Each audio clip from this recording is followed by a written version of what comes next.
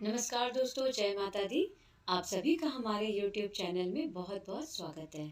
माता रानी की कृपा आप और आपके पूरे परिवार पर सदा सर्वदा बनी रहे। दोस्तों, आज की इस वीडियो में मैं आपको सुनाने वाली हूँ अमावस्या के दिन सुनी जाने वाली व्रत कथा।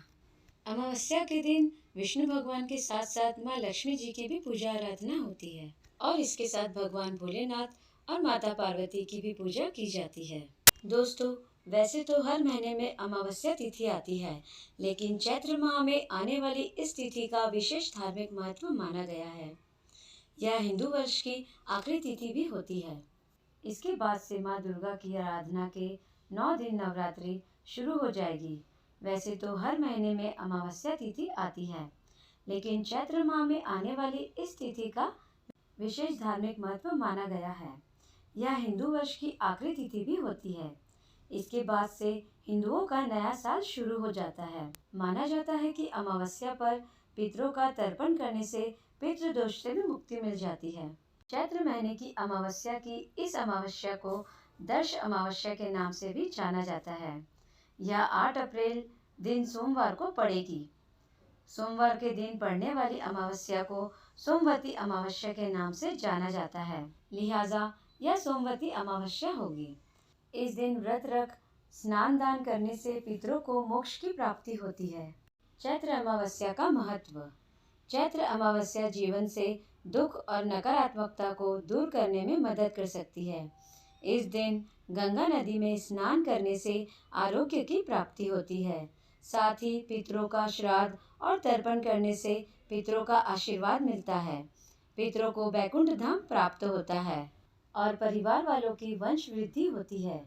चैत्र अमावस्या व्यक्तियों के पापों को दूर करती है और उन्हें भगवान विष्णु का आशीर्वाद प्राप्त होता है। अमावस्या के दिन पितरों की आत्म तृप्ति के लिए ब्राह्मणों को भोजन कराया जाता है। इन कार्यों को करने से पितृदोष भी दूर होता है। वहीं इस दिन गाय, कौवे और कुत्ते को भोजन कराने से जीवन के कष्ट दूर हो सकते हैं। सोमवती अमावस्या 2024 शुभ मुहूर्त। पंचांग के अनुसार चैत्र माह कृष्ण पक्ष की अमावस्या तिथि का प्रारंभ 8 अप्रैल को सुबह 3:21 से प्रारंभ होगा और इस तिथि का समापन इसी दिन रात को 11:50 पर होगा। सोमवती चैत्र अमावस्या की व्रत कथा। चैत्र अमावस्या को शुभ कार्यों और अनेकों प्रकार के दोषों से मुक्ति पाने के लिए उपयुक्त बताया गया है। इसलिए हिंदू धर्म में न केवल चैत्र बल्कि हर माह की अमावस्या का विशेष महत्व है। तो आइए दोस्तों, हम जानते हैं इस पर्व की पौराणिक कथा। बहुत समय पहले की बात है। एक राजा एक नगरी में राज किया करता था। उसकी प्रजा और परिवार दोनों ही सुख से रहते थे और राजा की रानी भी बहुत धार्मिक थी। राजमहल के सामने ही एक साहूकार की हवेली हुआ करती थी, जो कि राजा का घनिष्ठ मित्र था। हुआ ऐसा कि साहूकार के पुत्र की मृत्यु हो गई और साहूकार की पत्नी की रोने की आवाज चारों ओर गूंजने लगी।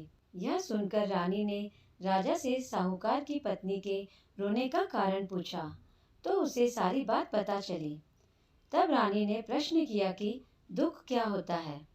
इस पर राजा ने कहा कि जब तुम्हारा पुत्र मृत्यु को प्राप्त होगा तब तुम्हें पता चलेगा।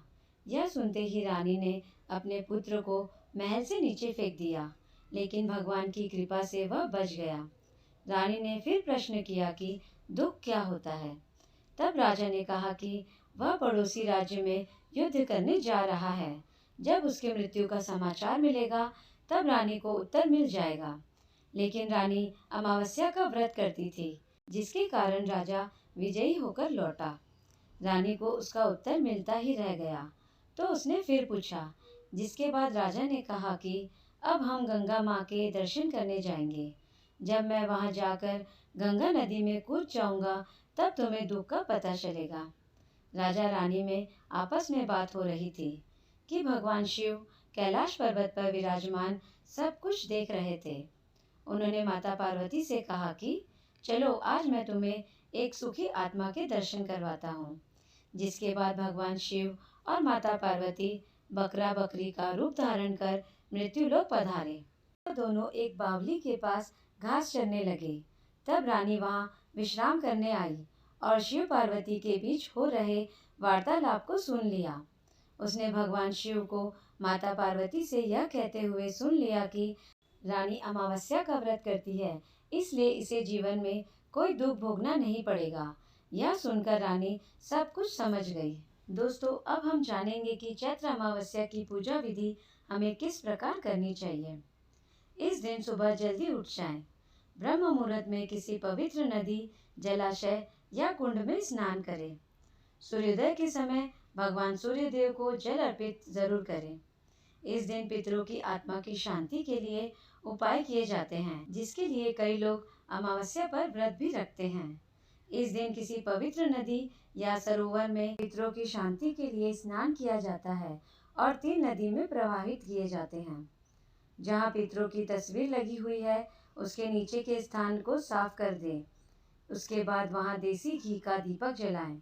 इसके बाद पूर्वज की तस्वीर को सफेद चंदन का तिलक लगाएं और उन्हें सफेद फूल अर्पित करें।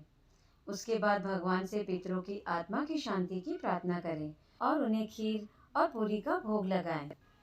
जरूरतमंदों को दान दक्षिणा जरूर दें और ब्राह्मणों को भोजन भी कराएं और उनके पैर छूकर आशीर्वाद प्राप्त करें।